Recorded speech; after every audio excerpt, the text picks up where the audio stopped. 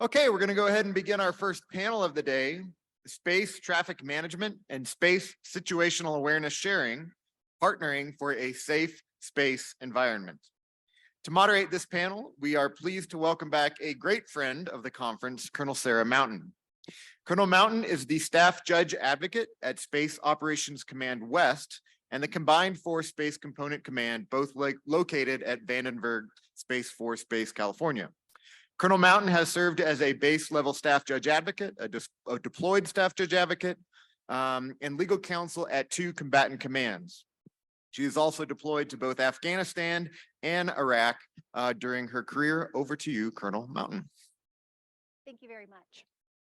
We've had some great discussions over the last day and a half or so about various cooperation and partnership efforts that are currently underway. With that in mind, today we're going to go ahead and shift just a little bit and focus our conversation on space traffic management and space situational awareness sharing and the efforts underway to provide and to further a safer space environment. As we have heard several times from several of our panelists as well as our moderators over the last few days, space has long been characterized as congested, contested, and competitive. And yesterday we had a few more C's added, commercialized and cooperative. Currently, there are more than 4,800 active satellites currently orbiting Earth, representing over 40 nations. And from one article I read, it is expected that 25,000 satellites are projected to join in orbits by 2030.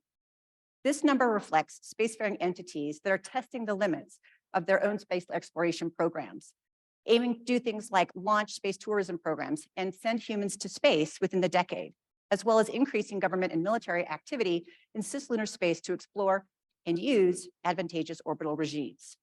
Due to an increasing number of satellites, as well as the rapidly growing commercial space industry, traffic coordination and space object and space junk monitoring is essential. The sheer volume of objects that need tracking and the potential conflict alerts led to the issuance of Space Policy Directive 3 in 2018, which directed the Commerce Department to begin preparing to take over space traffic management from the military. So as a background, and we'll hear a little bit more about that from our panelists in just a second, the US has been the de facto global space traffic controller for more than a decade. However, that is coming to an end with plans for the US Department of Commerce to take over that job. And to set the stage, our panel is going to provide some background information on the last 14 years or so about what the DoD has been doing and where we're headed into the future. We're going to talk about what has changed and why, as well as where the Department of Commerce is taking and what they're doing to take on the space traffic management program. Our panelists today are Mr. Derek Hanson, an attorney advisor with NOAA, the National Oceanic and Atmospheric Administration, Office of General Counsel, U.S. Department of Commerce. In this capacity, he provides legal counsel to NOAA's Environmental Satellite Weather and Research Division, advising on issues ranging from open data policies, software licensing, commercial data buys, radio frequency spectrum coordination, and international interagency and private sector partnerships. Additionally, Derek advises the Office of Space Commerce on its regulation of private remote sensing satellites and developing space situational awareness program. Derek joined NOAA as a Presidential Management Fellow in 2010 after earning a Juris Doctorate from the George Washington University Law School. Next up is Mr. Art Loureiro. He is currently the Director of Space Defense Solutions at L3Harris Technologies. He oversees several efforts within his portfolio that both support Title 10 and Title 50 customers in space domain awareness, strategic missile warning and defense, support to the warfighter with live, virtual, and constructive training, and payload processing support. Prior to entering industry, Art served as an Army infantry officer and a military strategist, serving in various command and staff positions from platoon through combatant command. His last military assignment prior to his retirement was with the U.S. Army Space and Missile Defense Command, where he served as Chief of Plans. Ms. Diana McKissock is the lead for the SDA Partnership and Coalition Engagement for Delta II and the 18th Space Defense Squadron. For the last 10 plus years, she's been responsible for leading the tactical execution of U.S. Space Command's SSA sharing program. Prior to that, it was U.S. Strategic Command's SSA sharing program, working with over 675 satellite and launch organizations to exchange information and data in support of spaceflight safety. And last but certainly not least is Mr. Paul Weber, General Counsel of Blue Origin. a private spaceflight company whose vision is millions of people living and working in space to benefit the Earth. Their programs include New Glenn, an orbital launch vehicle, the BE-4 engines, which power United Launch Alliance's Vulcan, and New Shepard, a suborbital vehicle for scientific payloads and crewed flights. New Shepard has flown 31 astronauts to space, 5% of the total astronauts to have ever flown. Thanks to each of you for being here this morning, and thanks to our audience. To orient our audience as to how this discussion will play out, we'll start with the question and answer portion, where I will pose questions to our panel members individually. And at the end of the formal questions, we'll open up the floor as well as the online for any questions that you may have. And before we get started, as a reminder, the views and expressions expressed by the panelists are their own and do not represent an official position of the United States government or the Department of Defense. So with that, we're going to go ahead and start with Ms. McKissock. Could you please set the scene for us about our topic today by providing a brief overview of the history of SSA sharing, and more specifically, what event or what in our history has led the DoD to take on this role of providing space traffic management information to partners? So first of all, thank you for having me here. The JA team at Vandenberg has done an incredible amount for our team over the years. So it's nice to be here to do something, even if it's as basic as just sitting here and talking, to reciprocate everything you guys have done for us. So I think when you look at big picture, space surveillance, at its very basic definition, is the ability to track and predict where objects on orbit are going to be. This is satellites, active satellites, debris, other objects. And the history of our tracking goes all the way back to the 50s and 60s, when we actually set something up called Project Space Track. And that was leveraging 150 sensors all over the world to track all of these satellites that were newly launched by the US and Russia primarily. That has evolved over the years and has really laid the foundation for what we consider the SSA mission today. And we are going to get into all of the nuances of what SSA means and SDA and all of the other things, but this is how it started. And so as I'm going to move this back a little bit. So as the US developed our capabilities and launched more satellites, so did other nations and organizations. So this included Russia and China, Europe, and they also were launching more satellites. And so as the domain grew, there was an increasing concern about the risk of collision and hazards, which was absolutely reinforced with the 2007 Chinese ASAT. So at about that time, DoD generally really did start to focus on the fact that we had to start to increase data sharing. And so that's when they stood up in about 2006, what we called the Commercial and Foreign Entity Pilot Program. And the whole intent there was to assess the feasibility and desirability, I'm not sure if that's a real word, but of data sharing with satellite operators. And so that was the initiation of data sharing, a concerted effort of data sharing. And that's when actually our public website, spacetrack.org, was designed. The event that really accelerated that data sharing was the Iridium Cosmos collision in 2009. And that's when STRATCOM at the time stood up the SSA sharing program. And so interestingly, that's also when I got my job with the JSPAC, because they needed more analysts to support this new conjunction assessment mission. So I've had, I don't know if you call it like the benefit, but it's good insight on how SSA sharing and the SSA mission has developed over the last 13 years, literally from its inception to where we are today. So when I look at it, I think that there's big events that have defined how we share data, but there's also certain phases that have influenced what we do today. So I think the first phase definitely started after the Iridium Cosmos collision, and it was the SSA sharing program. The primary focus at that point, most definitely conjunction data, right? So all efforts were focused on, let's figure out everybody who's operating a satellite. Let's make sure they understand that the DoD is willing to share data. Let's make sure that they sign up on spacetrack.org and we can get them conjunction warnings. At the time, the customer base was wildly different than what we deal with today. It was 890 active satellites from about 100 organizations. And I think you heard some stats in the last presentation, but today we're sitting, well, you mentioned it, 675 organizations, well over 7,800 active payloads. So the paradigm has completely shifted from when we started.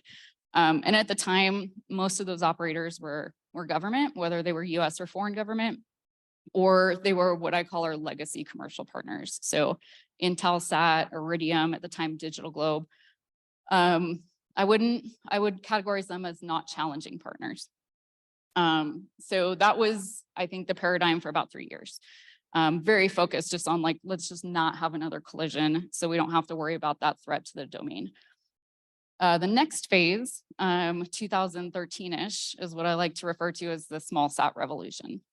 And this started late 2013. It was a US launch, STP-SAT-3, and it had 27 payloads on the launch. And then shortly thereafter, there was a Russian launch, a Dnepr launch that had 31 payloads.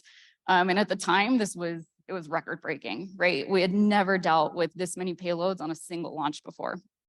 Not all of the payloads were from the same operator. So it was just, it was an interesting challenge. But we learned, I think, out of any other phase, we learned more from this phase than any other. And so I'm going to give a brief list of what we learned. So the first, the value of coordinating with launch agencies.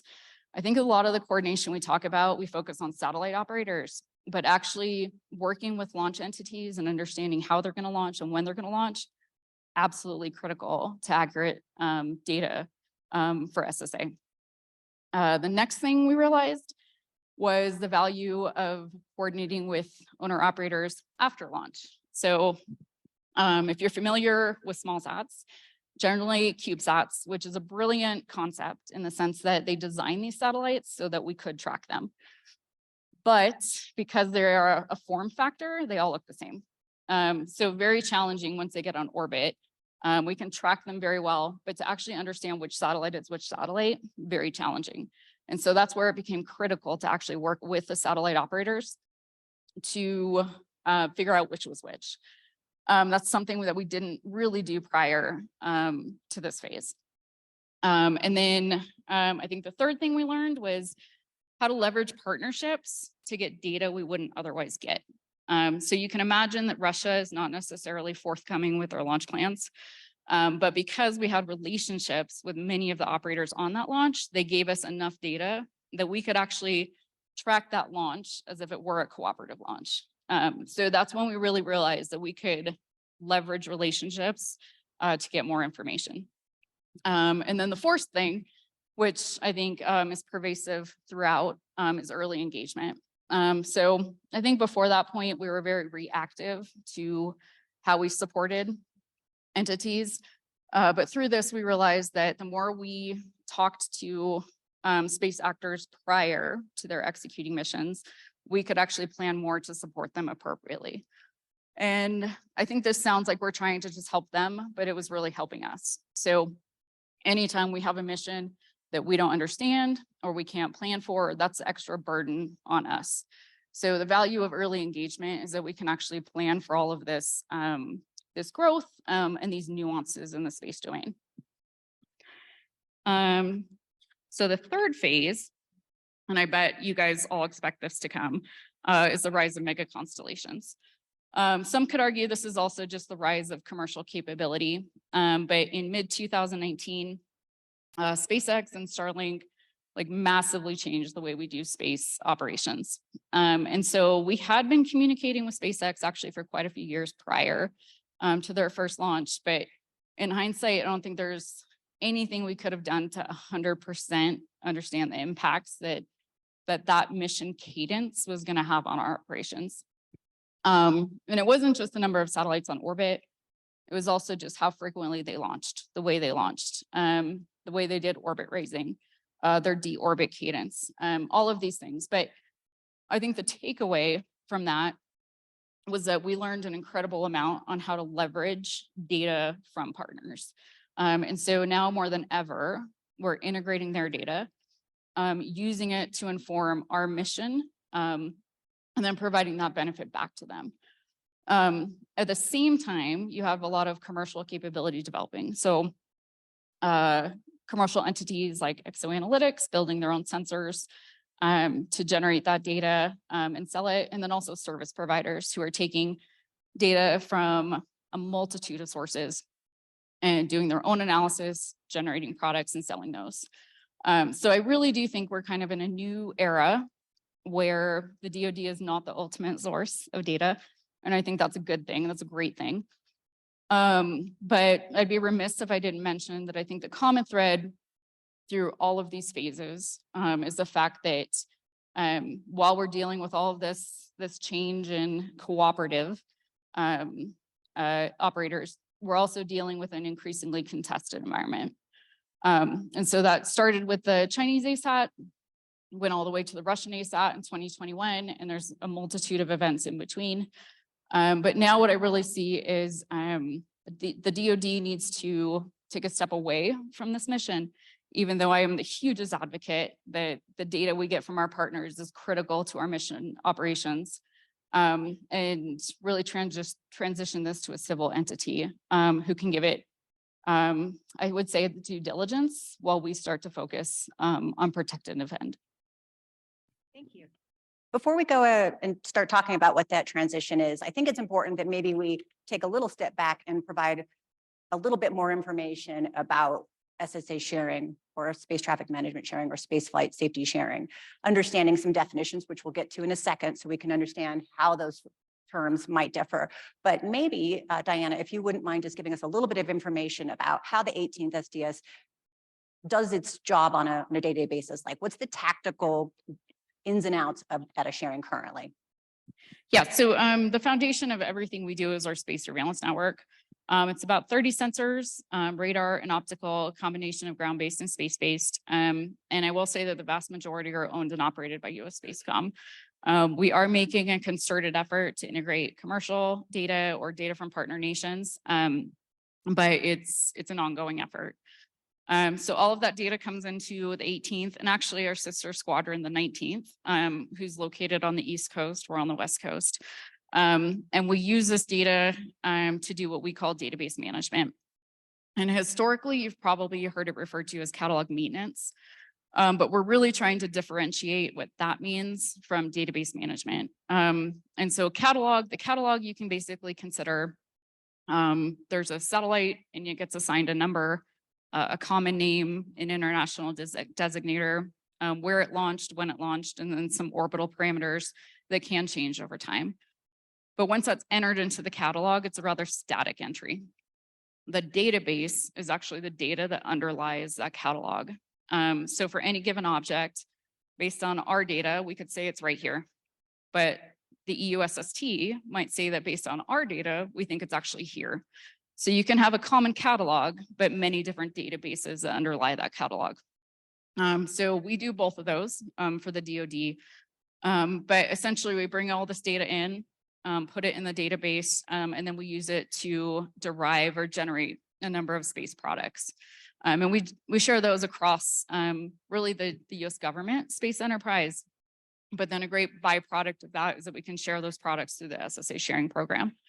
And so the main functions that we use this data for are launch tracking and detection, launch collision avoidance, conjunction assessment, breakup processing, maneuver detection, sensor optimization, and then a very unique part of our mission is human spaceflight. So we actually have a team at the 18th purely dedicated to supporting NASA and the astronauts that go to the ISS and all of those supporting missions. So this is why when historically you look at our database, we have had very high accuracy standards because essentially we're using that data to protect human life. And that's been very good because I think we've been able to set this kind of high standard for what data should look like. But then at the same time, I think it's hindered some of our flexibility when it comes to ingesting different data sources. But it is still like a very critical part of our mission. So We bring all this data in, we generate products, and then we push them out. We push most of our products through spacetrack.org, which again is Spacecom's public website. And at the same time that we're pushing products out, we're pulling data in. We probably exchange about 40 gigabytes of data on a regular basis between our squadron as well as satellite operators and other data providers. The vast majority of this is satellite ephemeris. So I think we get about well over 10,000 files a day. And all of that data is ingested in our system, not only to inform the products that we provide, but to inform the accuracy of our catalog. So I would like to say that we get data from all owner operators and launch providers, but we absolutely don't. And that's because we have no ability to require that from anybody. So this is why I think our primary approach to data sharing has been what we refer to as like incentive-based data sharing. We try to understand what the entity needs. And then when they ask for that, we say, okay, in order for us to provide this, we need this information from you. And a good example is a small sat operator who's launching their first satellite. And they say, you know, like we need to know where a satellite is 3 hours after launch, because we need to contact it so that we can activate the solar panels. So our response is generally, okay, we need to know when you're launching, who you're launching with, how big you are you maneuverable, what's your mission, all those kind of things. So it's actually approaching it this way has been a very good method of getting as much information from them as we're providing to them. But again, it doesn't apply to all satellite operators. We can only do what we can within the confines of this kind of quid pro quo data sharing, which is why we definitely frame what we do as spaceflight safety and not space traffic management, because management definitely implies some ability to require something. So that's where we sit today. I do think with what we have to work with, we've done fairly well. But we're definitely looking forward to what a civil agency, how it can take it basically to the next level. Let's go ahead and we're going to talk to Mr. Loureiro to help us understand some of the terminology and the definitions. Art, can you go ahead and help us understand what is SDA, what is SSA, what is SST, SFS, and STM? All these, I know, right? and whatever else we may come up with. But try to help our audience understand how these are the same, how they are different, and how they help us understand the space environment, as well as other than the 18th SDS that does provide some of the space traffic management or space flighty safe data, just say STS. Who else provides this kind of services now? So I'll kind of simplify it a little bit. So it was already touched upon.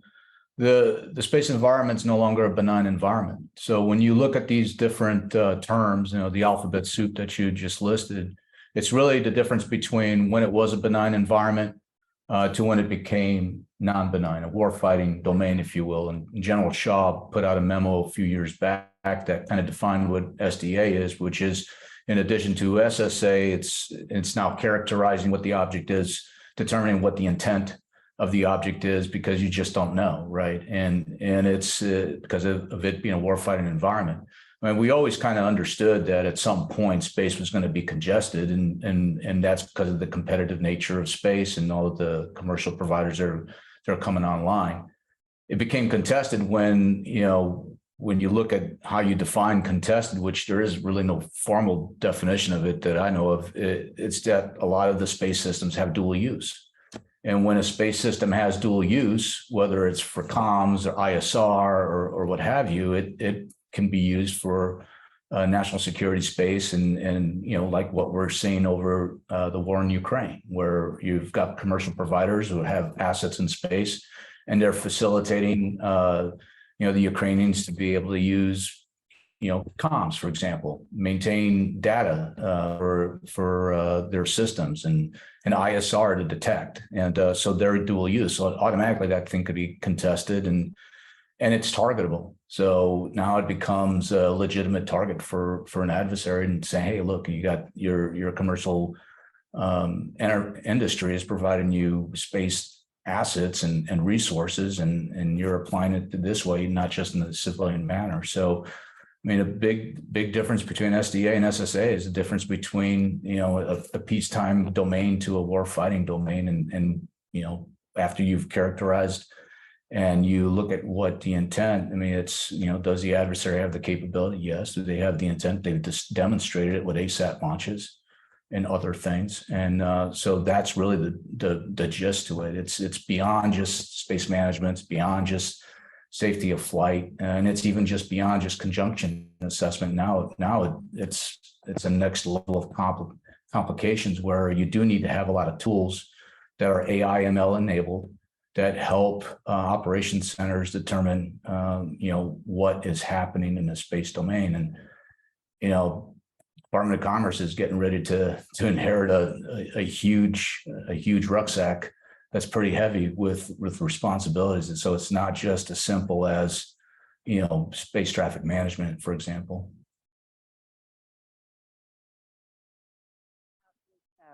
Rucksack that you mentioned. Derek, what led to the decision for Department of Commerce to take on the role of space traffic management? And what is Commerce doing right now in order to prepare itself to take on those responsibilities? Yeah, thank you for having me and having the Department of Commerce here. It really, I think, as Diana mentioned, Space Policy Directive 3 is what formally kicked off this period. And I would say we've somewhat gone away from characterizing it as a transition, because really we're standing up a capability, and the Department of Defense is going to maintain their capability to do some of the things that Art described. So really it's going to be a shared partnership moving forward, where we take on some of those more traditional roles, and Department of Defense can focus more on, you know, the contested nature of the space domain. So Space Policy Directive 3 really identified Commerce as the appropriate civil agency to ensure safe coordination of space traffic. And within Commerce, I just mentioned, you might hear NOAA, Office of Space Commerce. So it's really, NOAA is an agency within the Department of Commerce. Office of Space Commerce is an office within NOAA. So you might say, why NOAA? Or maybe even what is NOAA? I just point out that NOAA really is an experienced space operator. We've operated satellites for decades, currently operating 17 satellites, including 4 on behalf of the Department of Defense. We also have 3 decades of experience regulating private remote sensing satellites, currently have about 100 active licenses, about 400 licensed satellites in orbit, and over 700 licensed ground stations. That being said, this is a new capability, a new, very heavy lift to take on, and we understand that and appreciate that. And we've been working closely with the Department of Defense to establish this new partnership and detail how we're going to move forward together. So just last September, we signed a memorandum of agreement together, and we've had a working group meeting weekly on 2 initial annexes, one which will define roles and responsibilities, the second which will address data sharing. And the system that we're planning now, it was formerly referred to as Open Architecture Data Repository. Now we're calling it TRAX, Traffic Coordination System for Space. The intent of this system is it will provide satellite tracking data and associated products and services to support all private and civil space satellite operators. Plan to use DoD data as a base layer, augment that with owner-operator data, and then also commercial data. Data processing, we hope, will be improved through the use of some commercial analytic capabilities, and also we want to use, you know, modern cloud computing and modern APIs. We hope to reach initial operating capability in late next year, late 2024. But it's still, you know, a lot of the details are being worked and are being determined. And it's being informed by engagement with the commercial sector and the public. So we've had a number of listening sessions, just had a request for information that went out last month, just closed. Really thankful to receive a lot of comments that we're just starting to go through on that, where we're describing really what are the exact services that that we want to provide, some of the ones that Diana mentioned and some other ones as well, and to get feedback from the commercial sector on not just owner operators, what will be helpful, but also from the commercial SSA sector, because we want to ensure that we understand if a planned service from us might interfere with the existing commercial SSA network or industry. Finally, I'll just mention that we also just completed a pilot. So we had a pilot to provide spaceflight safety services to select satellites in GEO and in MEO, geostationary orbit and medium Earth orbit. We did that completely with commercial data and commercial analytics without using DoD data at all at this point, just to see how it might work in that environment, which is a little simpler to address than LEO. And we're still analyzing the results, but the early results look promising. So I think we're really trying to build on the tremendous job DoD has done, tremendous service they've done for decades, and try to bring in some of these modern capabilities and commercial capabilities as we develop our system. Thank you. On that line, Mr. Weber, can you please tell us how the private sector will help Commerce's efforts, and how will the private sector facilitate a safer space environment? Yeah, thank you, Colonel. And I want to thank the organizers for putting this together. It's my second year here. It's a wonderful event. So thank you very much. I think, as Derek said, private sector is willing and capable of interacting with NOAA and providing data now. And the two pilots that were mentioned in MEO and GEO have been very successful. And I think as we see more and more uptake of utilizing the data, transparency is going to be very important. And so that the more that it's transparent what data is going into it, what calculations are going into it, what sort of algorithms are used, more confidence users will have in the system.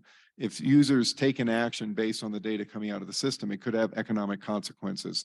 Moving a satellite to avoid debris or to avoid another satellite could shorten the economic life of that satellite. So the more transparency and understanding that the data is good, that it's a good signal that you're acting on, the more we're going to have an uptake with it.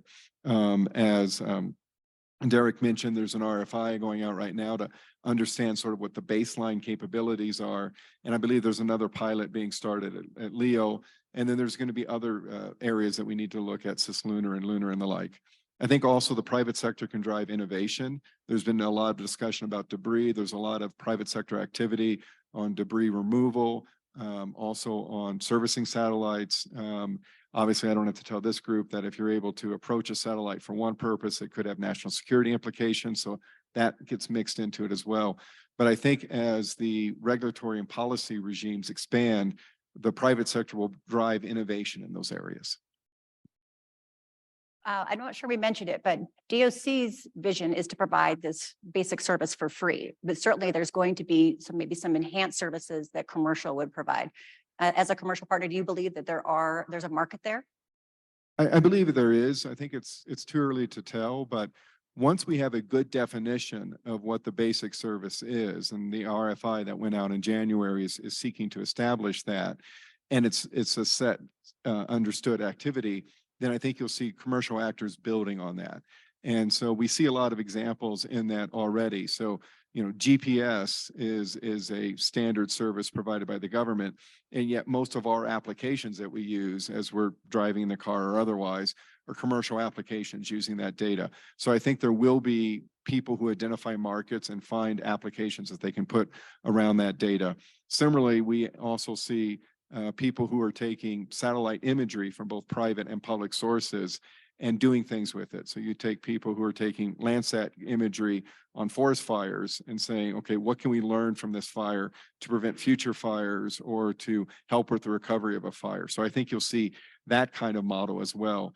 I think once we have a good understanding of what the basic service is that's for free, people will find value adds that they want to propose to the marketplace. And like any capitalistic marketplace, some of them will succeed, some of them won't. Those that succeed have been identifying a value proposition to the users that then others will build upon as well. Thank you. Derek mentioned a little bit about why NOAA is an appropriate agency to take on this new role, especially with their vast experience in just outer space exploration. I guess I have a question for Mr. Loureiro.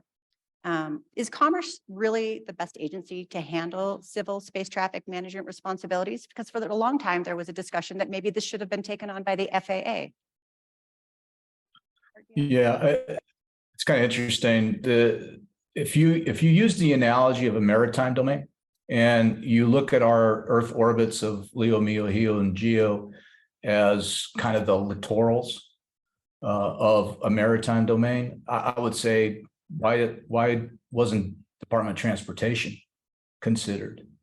You know, where they have an organization like the United States Coast Guard that basically maintains awareness, deconflicts in the littorals, that sort of thing. Because if you look at where we are today as mankind with regards to space, we're not a blue water navy yet in space. We're still very much just operating in the littorals. So a lot of the space traffic, the congestion that we talk about, and then being in a contested environment, it's still in the traditional Earth orbits.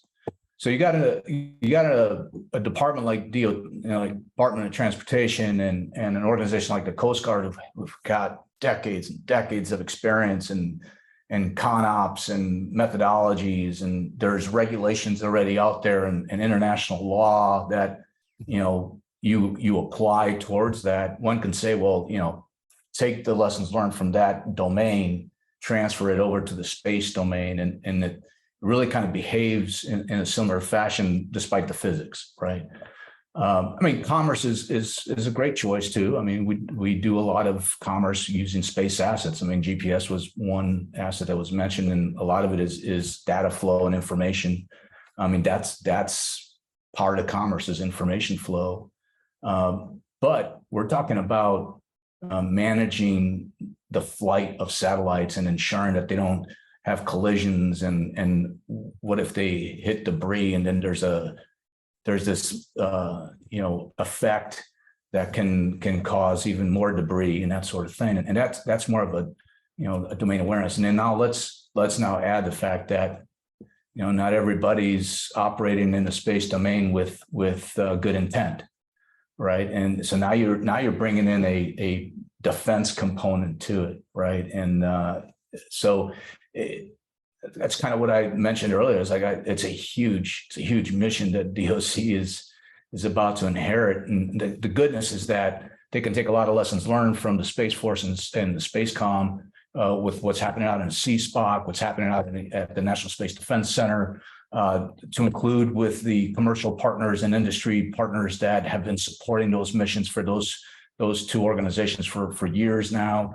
So it's not like you're starting from scratch. But it's a cultural shift, right? I mean, DOC, other than cyber attacks and that sort of thing, I don't think you necessarily deal with war and war fighting. And I'll tell you, space domain awareness is war fighting, and SSA, I mean, that's not.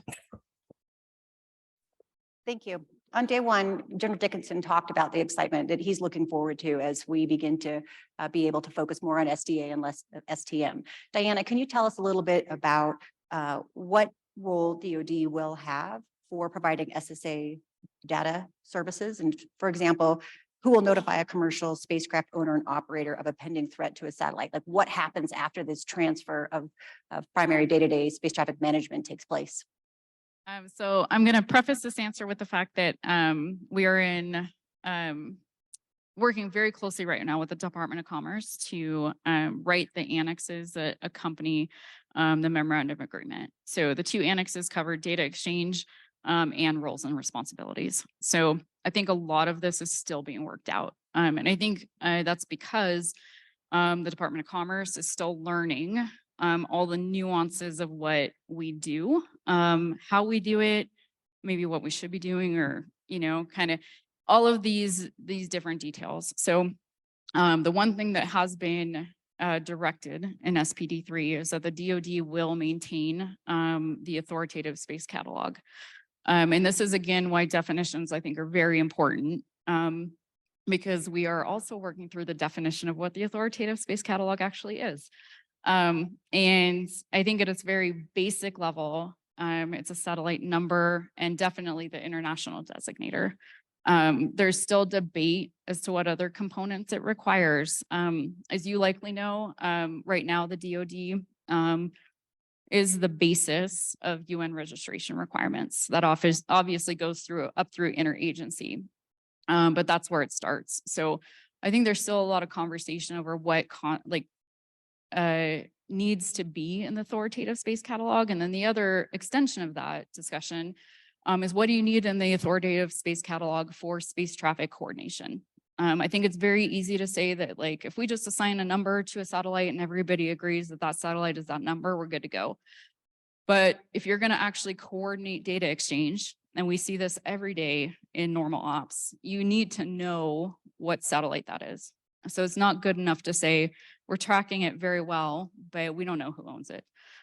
So there is a component of that. So right now, the DoD will remain responsible for that initial catalog.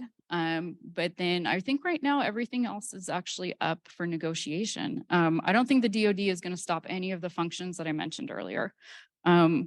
We're going to still do conjunction assessment and collision avoidance, specifically for national space security satellites. But we're still going to collect all the data we collect. We're still going to do a lot of those functions I talked about: launch detection, reentry assessment. I think the way forward is, how do we share that data with Department of Commerce? And how do we help them become the storefront for what we have been historically?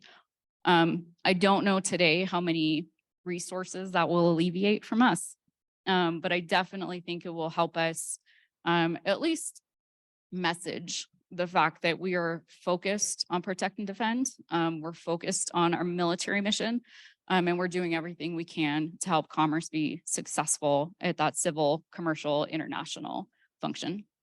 Thank you. Derek, my next question is for you. What challenges do you foresee with partnering with commercial entities, such as how will commercial data be integrated?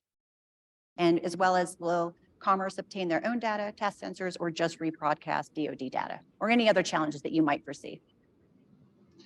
Yeah, so I think it's, it's one thing to say that you're going to work with the commercial sector. It's another thing to figure out those details, especially when we talk about building a system that is, interoperable with the Department of Defense system. We want to be able to transfer data, not just receive data from Department of Defense, but transfer data back. We also want to work with not just commercial SSA data providers, but commercial analytic providers. Right? So we have to work out, getting down to the details of the contractual arrangements and usage rights in data. And I think at Commerce, we do have some analogous experience. Paul mentioned some of the other GPS and other things. Also on the weather side, right? So NOAA has operated the National Weather Service for over a century, continually worked with the private sector there, and we're buying more commercial data every day, space-based and in situ, for weather. And so we've developed an approach to managing that partnership, again, thinking about what we do, what is our basic service, and not being cognizant of our impact on the commercial sector. And then thinking about how can we design contracts that provide clarity to both sides about usage rights. So I think we need to think about, are we buying some data to share with other owner operators? Are we only going to be sharing derived products? How do we define derived products? Do we want to share some derived products or raw data with the Department of Defense or with the general public, or with an international partner, perhaps with EUSST? The weather sector has had, over a century to develop this practice. I think one of the challenges, and also what makes it exciting in the space domain, is there isn't that legacy of practice of international agreements on all of these details. So we're having to think through it now, and we're trying to be really thoughtful about it and engage, as I mentioned, with the RFIs as earlier, in other industry sessions, really think through this and do it in a thoughtful way, because we see the commercial sector as a real partner here. Thank you. I know Derek and Paul both did talk about some things that commercial might be able to provide solutions to, but Art, I wanted to give you a chance to provide your perspective from the industry perspective specifically. What do you think stays as 100% government function? What can be contracted out with commercial solutions? Or alternatively, what should be left to the private sector to provide completely? I mean, the government sector obviously is going to, well, especially in DoD. I mean, that's to protect and defend our space assets. I mean, that's their mission. That's that they get from the UCP. That's U.S. SPACECOM's missionary. That's not a civil agency's responsibility. That has to stay with DoD, and that's protecting our most precious assets in space for national security. Now the industry and the commercial sector, obviously, like we've been supporting DoD for a number of years. We in turn can support the Department of Commerce. I mean, it's again, a lot of these things are in play. They've been proven algorithms. They work. We're constantly refining them. We're constantly supporting and improving our space domain awareness capabilities, and that should transfer over to the Department of Commerce. And there should not be, them buying something twice. It's still part of the U.S. government. I mean, so there's responsibility in industry in that effect.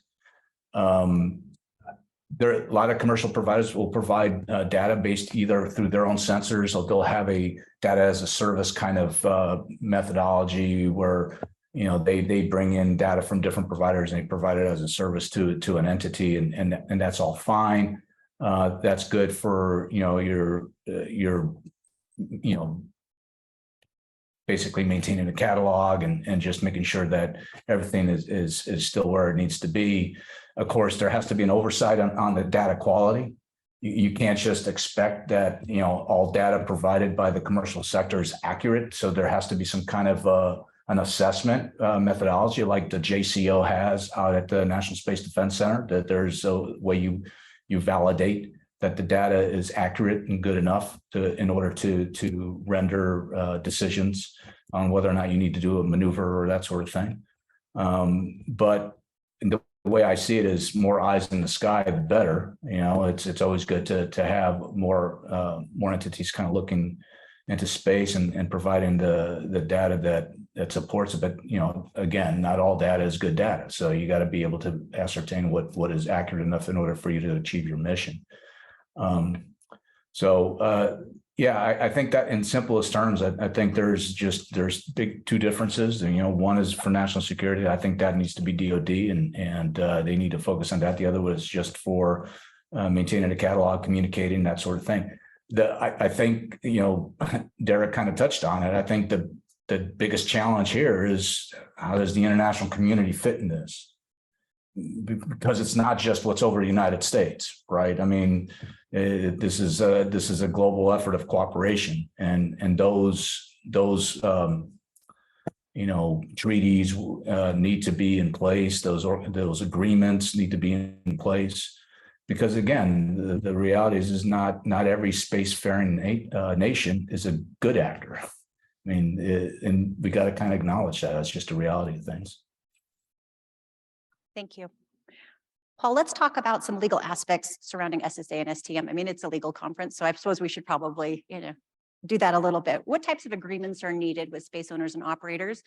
And what about liability if data or guidance provided by Commerce to these space owners and operators is incorrect? Yeah, thank you. That's a really good question. When you look at liability, it all kind of goes back to the 1967 Outer Space Treaty and then the 72 Convention on Liability. And that links liability to nation state accountabilities. And so a lot of times now in the MOUs that people have with Space Force and the like, data is provided by the commercial entity as is. There's no warranty with it and the like. As this evolves, do we keep that model? And do we determine contractually what liability attracts to the data provided to Commerce as they pay for it, or as Commerce provides data to others and it evolves? Or does it evolve through commercial norms, or does it evolve through some litigation? Maybe people have noticed Americans are a bit litigious, but the government contractor defense came out of a judge's ruling. Will we see something around that in terms of what liability, if any, attracts to the commercial provided information that goes into that? And then if you look at people then using that data, operators, if I'm an operator and I get indication from NOAA, Department of Commerce, that I may have a collision with an object, and so I move my satellite, but in doing so, I create a knock-on effect where others move their satellites. Could they bring an economic claim against me because I've caused them to shorten the life of their mission? Or do I have a duty to mitigate? We really don't know those understandings yet. And then if you take it even further, where there's been discussion on debris removal, do you really have consent to remove debris if you don't know where it originated from, or if it was maybe a defunct nation? I mean, there's Soviet assets still up there. We think they're dead. How do we get permission to move them? And if a operator decides to remove something because it's harmful, will there be an understanding of what, if any, liability attaches to that or claim from the nation state? So I think what we'll see is an evolving indication where there'll be some international discussion, but there'll be a lot of just commercial norms establishing, similar to how maritime law was established or mining law in the 1840s, where things start to happen because commercial entities say, this makes sense.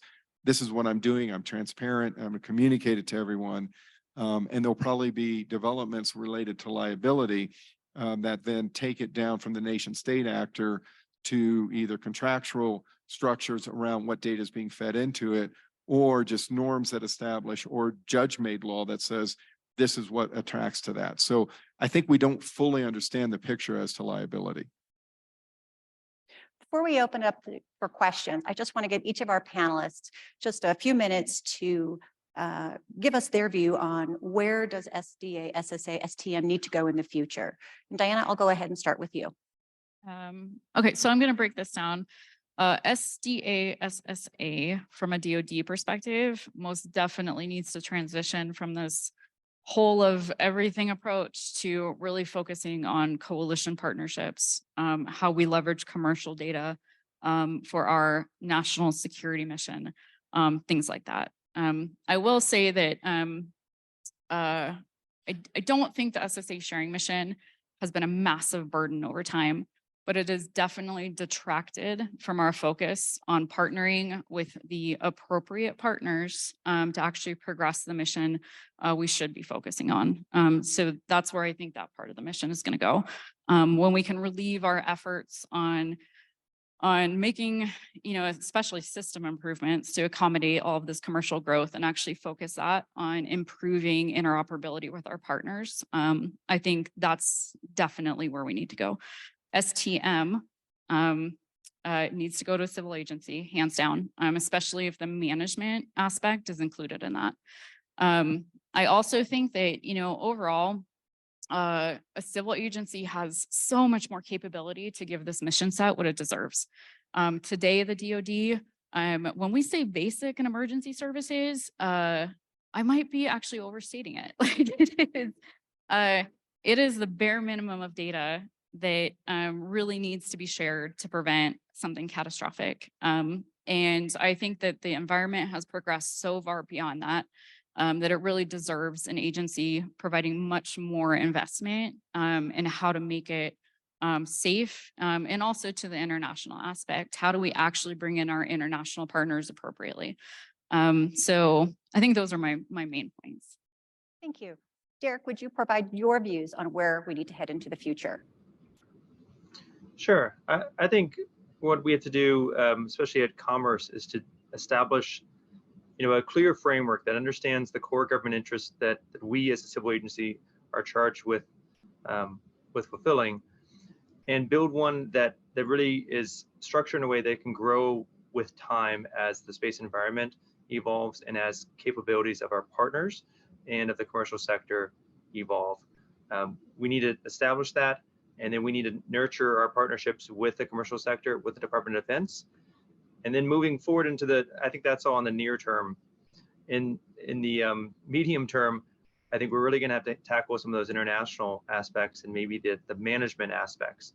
Think about how can we integrate with other international providers. EUSST is one, but there may be others. And how do we come up with a structure where we can coordinate our response to satellite operators, so they're not getting conflicting answers or advice. And then also, do we need to move to something in the future where it's not just providing information, but a more regulatory function like you see in air traffic, where we can require action. I think that's maybe not quite long-term, it needs to be addressed, but immediate term is a pretty heavy lift itself. Thank you. Paul, how about your thoughts for the future? I would say that the clarity as to what the basic set that NOAA is going to be issuing of data will be important, because then others can look to build off that. And as Derek said, there's a RFI that the responses just came in, I believe, this week, that's trying to seek to clarify that. I think on the international side, it's interesting to me, if you look at the Artemis Accords as a possible model, there's language in there about mitigating debris. There's clauses 4 and 5 that talk about interoperability and standards and the like. And I think, as you know, that's not a treaty. That's sort of a commercial understanding. And I think that if you look at the nations that are participating in the Artemis Accords and they build off that and develop sort of, these are how we're going to interoperate in standards, it'll start to be expanded more broadly. So I think that, you know, separate from the warfighter domain that Art and Diana have talked about, there's a burgeoning commercial element that will continue to expand. Before we head out to questions, Art, just want to give you one last chance to provide your views on where we need to head into the future.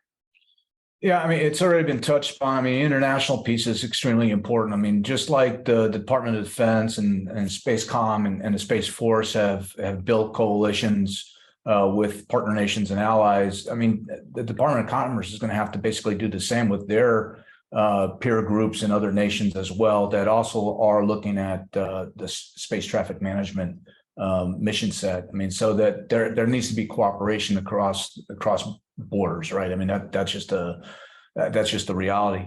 I think another thing that needs to be considered, and I don't know how far this has gone, and that is a lot of the information that we get on the national defense side is on classified networks, and that information is just as critical for the DOC to be able to maintain space traffic management. So there has to be what's the comms network that you're going to use, and then how do you secure that information, and without divulging sources and methods, that sort of thing, which is really where the classification comes from. So you got to kind of understand that, and then how do you put it in an international context? I mean, those are not small, inconsequential challenges. I mean, those are pretty big. But I think really we're having a conversation in the U.S. That's great and necessary. This conversation needs to then be broadened with the international community, just like the Department of Defense has been doing with partner nations and allies. Thank you very much. Major Gruner, over to you for any questions we may have from our audience or from online. Thank you so much, ma'am. We do have a wide range of interesting questions coming in from online. So online attendees, if we don't get to your question, we apologize. We're going to start out with a question from Judith Johnke, and she writes, thank you for this great panel. I'm wondering if you could expand on the international cooperation impact of space traffic management. For example, what value, if any, does, for instance, the ITU's kind of orbital allocation of particular satellite slots have for national space traffic management and space situational awareness conduct or other things? So I can't speak to the ITU component that much because that's not part of the 18th mission. But when we talk about why it's critical to do this at an international scale, if there's one thing I've learned is that you can't compartmentalize space traffic coordination. It does not work if say, I don't know, we'll just say Europe is only doing European commercial and the US is only doing US civil. You need to have a comprehensive kind of gathering of that data and screening it against everything. And then also the sharing of that data amongst each other. It just does not work if you're only doing it for a segment of the population, because there's always going to be events that involve entities that you need to cooperate with. And so I think that is a huge challenge when it comes to including international entities. And that's why I emphasize that we did it by this incentive-based data sharing, that's been our kind of catch to include international entities, is that we say we will provide this, or we'll try to provide this data. If you kind of come into the fold, sign up on SpaceTrack. Literally today we support, I would say 95% of operators who have an active satellite. And the 5% typically is like universities from foreign nations who get an email from us and they're like, who the heck is the 18th Space Defense Squadron and why would I want to talk to the US military? But beyond that, it is critical that there's a common approach to spaceflight safety, because otherwise I don't know how you bring all of the appropriate data together to make sure that everybody is appropriately informed. Add to that, human activities in space, as we've heard, are just expanding geometrically. There will be more and more satellites. There'll be more and more human activities in space. There are, I think, more human certified spacecraft now than there have ever been in the history. And it's important that I think we as a nation and we as an industry try to establish the standards by which that activity occurs. The previous speaker, the general, talked about the transition from 4G to 5G and some of the competitive arrangements that came up in 5G that we're living through now. If we are not able to set standards that are adopted more broadly, some of our competitors will seek to do that. So it's in our interest to establishing standards that are widely accepted and adopted. And I think that's why principles like the Artemis Accord and the discussion with our allies, like Art was talking about, is so important. So another question from online. This comes from Mr. Mark Meyer, and he is asking about whether we need some sort of international civil agency that could coordinate both kind of open data and traffic coordination with respect to sort of STM, SSA. So, you know, frequently we hear about maybe an ICAO for space, so to speak. What are your thoughts on that? I can chime in on that. I think it, you know, really builds on the previous question and answers here. I think we're in the early stages of figuring out this governance structure, and you know, the prospect of an ICAO-like structure, you know, that would be such a huge lift. And I think in some ways it'd be even bigger than ICAO, right? You know, in air traffic, we have the concept of national airspace and of control over aircraft in the national airspace. Because space is beyond the sovereignty of any nation, it would have to be in some way, you know, larger. The vision would have to be larger in that space. And in space, you know, we haven't had a major space treaty in many decades. So I think in the near term, this kind of state action and leading by example, and then finding partners, as Paul mentioned, the Artemis Accords, I think is a good model that's below the level of treaty, but it still establishes state practice. And I think one benefit we have here is that the basic SSA mission is really in the interest of every space operator. So I think that's why you've seen Diana's, the approach she described, being successful. And if we can separate that from the SDA mission, we may even have more luck at commerce, right, in reaching some of those that were hesitant to work with the US military. So I'm hoping that that combination of being in everyone's best interest and working together on a sort of a practical level can help in the near term. ICAO is looking at it, right? Also UN COPUOS, the UN Committee on the Peaceful Use of Outer Space, continues to discuss it. The legal subcommittee is coming up later this month. It's a standing agenda item. So I think there continue to be discussions and proposals from different members. But I think, you know, there's no time to wait for those to work themselves out. So I'm glad that the US is leading in this.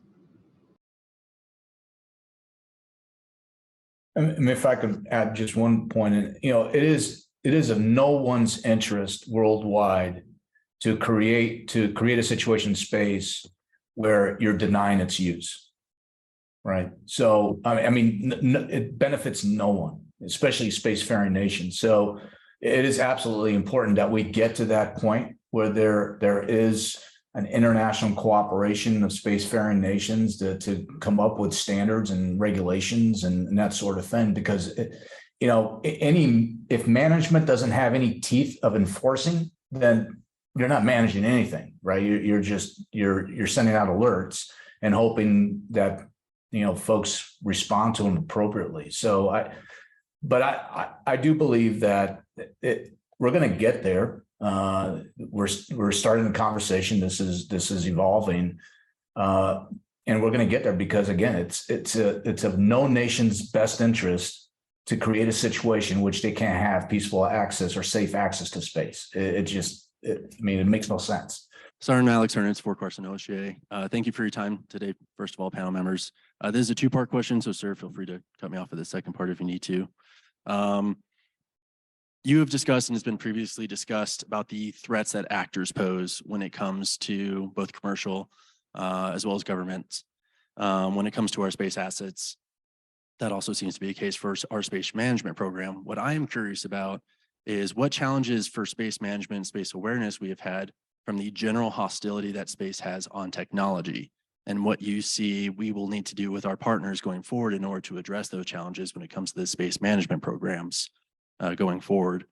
The second part is what do you feel safeguard-wise we would need to do given how space can interfere with our technology to distinguish between a genuine threat or attack on our space assets and our management of those assets versus what may be just a literal act of God when it comes from cosmic interference when it comes to technology. So like an example I know of, there was an election in Pennsylvania where an election machine gave someone 5,000 extra votes. Now that's a one-off and the proportion isn't the same, but there was also the case a few years ago where Russia, we know, tried to interfere with our elections. So how do we distinguish between that genuine threat and what is literally just an act of God?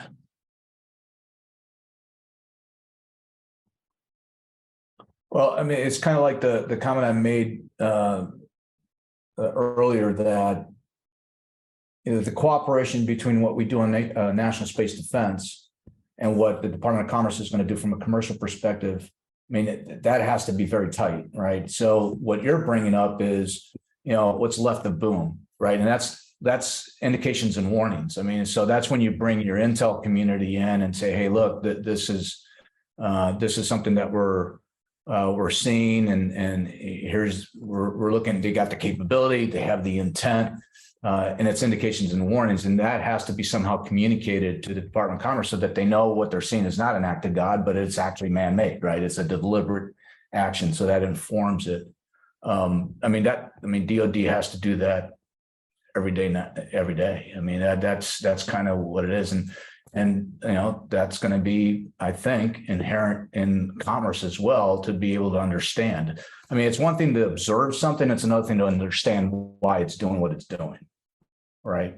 When debris moves, it's no longer debris, right? When it moves out of its orbital regime, right? So you got, and that's all supported by indications and warnings through the intel community. And so now that's why I think at some point there has to be a discussion, what are the classified networks that they're going to be shared, so that that type of information could go to a commercial, government, commercial, civil government entities, so that they're informed in their decisions without, tipping and cueing what the sources and methodologies are. Okay, thank you very much, Colonel Mountin, and our entire panel. And clearly, this is a difficult issue, but it's great to see that we have such great minds working on it. That was very informative, very interesting, very much appreciated. So as a token of our appreciation, please accept this conference coin. And Mr. Loureiro, Mr. Hanson, we will be sure to mail some coins out to you as well in appreciation. So thank you very much.